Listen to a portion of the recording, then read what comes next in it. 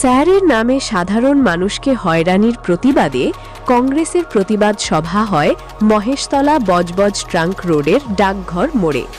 প্রায় আধ ঘন্টারও বেশি সময় ধরে এই অবরোধ চলে। কুশপুতুল দাহ করে এই প্রতিবাদ সভা সম্পন্ন হয়। এই অবরোধে উপস্থিত ছিলেন কংগ্রেসের মহেশতলা ব্লক সভাপতি সোহেব বিয়াদা ও মহেশতলার প্রাক্তন চেয়ারম্যান প্রশান্ত মণ্ডল। প্রতিবাদে আমাদের আজকে মহেশতলা বিধানসভা কেন্দ্রিক আমরা রাজপথে নেমেছি। কারণ আজকে বলে গেলে যে যার শতাধিক সন্তান আছে তাকে টাকা হবে, কিভাবে হয়? তাহলে যারা মহাপুরুষরা ছিলেন তারা কি ভুল ছিলেন? আজকে আপনারা বলুন, যেভাবে আজকে এই হিয়ারিং এর নামে মানুষকে হেনস্থা করা হচ্ছে। আপনারা 23শে জানুয়ারি গিয়েছে, আপনারা দেখেছেন যে নেতাজি সুভাষচন্দ্র বসু তার সারা দেশ জুড়ে যখন জন্মজয়ন্তী পালন করা হচ্ছে, তার কয়েকদিন আগেই তারই উত্তরসূরিকে হিয়ারিং এ ডাকা হচ্ছে। এই কোন নীতি? যারা দেশটাকে স্বাধীন করলো তাদেরকে আজকে তারই উত্তরসূরিকে আজকে হিয়ারিং এর জন্য ডাকা হচ্ছে। আপনারা বলুন যে 6টা সন্তান থাকলে হিয়ারিং এ ডাকা হবে, তাহলে কি মোদীকে হিয়ারিং এ ডাকা হবে কেন? মোদীর কয় ভাই বোন, অমিত শাহ কয় ভাই বোন, এদেরকে আগে হিয়ারিং এ ডাকুন না, তারপরে সাধারণ মানুষকে ডাকবে।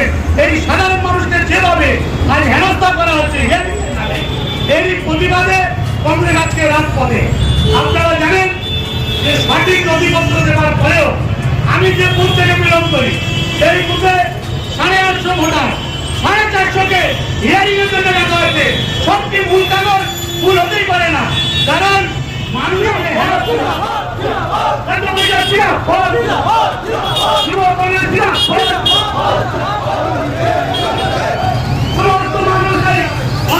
অবৈধভাবে হিয়ারিং এর বিরুদ্ধে সমস্ত মানুষ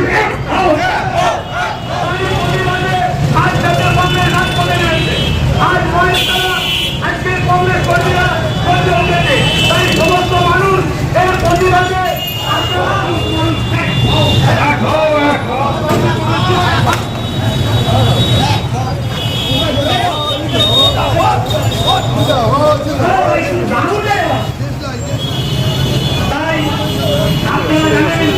এখন কংগ্রেস কর্মীরা এই বিজেপির দালাল কেন্দ্রীয় ইলেকশন কমিশনার গণেশ কুমার যেভাবে মানুষকে হেনস্থা করছে, এক বিরাট প্রতিবাদ সভার আয়োজন করা হয়েছে।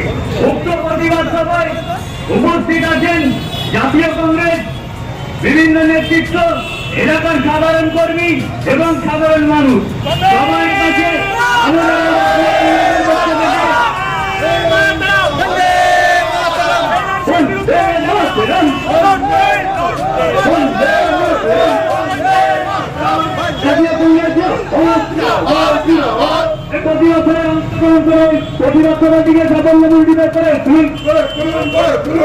কেন্দ্রীয় বিজেপি সরকার এবং রাজ্যে তৃণমূলের চৌদ্দ ষড়যন্ত্রে সাধারণ মানুষকে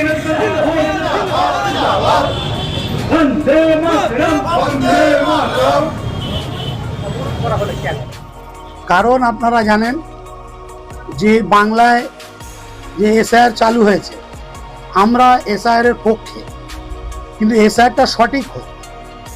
আমরা যেটা দেখছি হিয়ারিং এর নামে মানুষকে যেভাবে হেনস্থা করা হচ্ছে, কারণ আপনারা জানেন যে 58 লক্ষ যে প্রথম এসআইআর চালু হয়ে যাদের নাম বাদ পড়েছিল তাতে কটা রোহিঙ্গা পাওয়া গিয়েছে।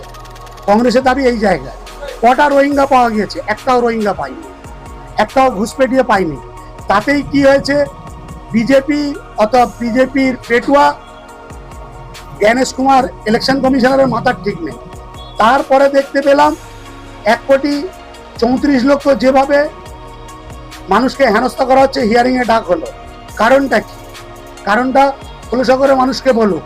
তারপরে আপনারা দেখতে পাচ্ছেন যাদেরকে হিয়ারিং এ ডাকা হচ্ছে তাদেরকে প্রথম থেকে কোনো রিসিভ কপি দিচ্ছিল না, তারপরে কোর্ট এতে ইন্টারফেয়ার করার পরে এখন রিসিভ কপি দিচ্ছে। তারপরেও আমরা বুঝতে পারছি না যে সমস্ত মানুষকে রিসিভ কপি দেওয়া হচ্ছে তাদেরকে তারা আতঙ্কে আছে। বাংলার সাধারণ ভোটার, সাধারণ মানুষ খুব আতঙ্কে ভুগছে যে আগামী দিন আমাদের নামটা ভোটার লিস্ট থেকে কাটা যাবে না তো। তার প্রতিবাদে আমাদের লড়াই, যে আপনারা যাদেরকে হিয়ারিং এ ডাকছেন তাদেরকে যে নোটিশটা দিচ্ছেন সেই নোটিশে অন্তত লিখে দিন যে এটা রাইট, সেটাও করছে না। তার প্রতিবাদে আমাদের লড়াই, সিস্টেমের বিরুদ্ধে আমাদের লড়াই। আমরা চাই এসআইআর হোক, যারা মৃত ব্যক্তি, যারা এখান থেকে চলে গিয়েছে তাদের ভোটার লিস্ট থেকে নাম কাটা যাক সঠিকভাবে, যেগুলো অবৈধ সেটা কাটা যাক, যারা বৈধ তারা যেন ভোটার লিস্টে নাম থাকে। কিন্তু আমরা যেটা দেখতে পাচ্ছি, এই বৈধ ভোটারদের নিয়ে যেভাবে ইলেকশন কমিশনার হেনস্থা করছে, তার প্রতিবাদে আজ আমাদের এই বজবজ ট্যাঙ্ক রোডে জাতীয় কংগ্রেসের কর্মীরা রাস্তা নেমেছে, আন্দোলন করেছে। কি চাইছেন আপনারা? আমরা চাইছি যে এই সঠিক কাজ, এসআইআরটা সঠিক হোক। কারণ আপনারা দেখতে পাচ্ছেন অনেক বিএলওর যারা, তারা নিজেরাই বলছে যে আমাদেরকে ইলেকশন কমিশনার চাপ দিয়ে অনেক জায়গায় যেখানে মুসলিম ভোটারের সংখ্যা বেশি সেখান থেকে কাটতে বলছে। আপনারা দেখেছেন এই নিউজ, আপনারাও দেখছেন, কাটতে বলেছে।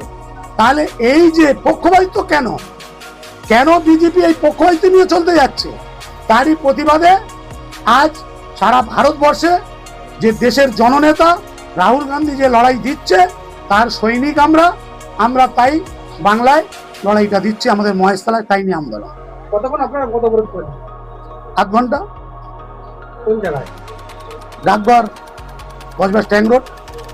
আপনার নাম? আমার নাম মোহাম্মদ শহীদ পিয়াদা, মহেশতলা ব্লক কংগ্রেস কমিটির সভাপতি।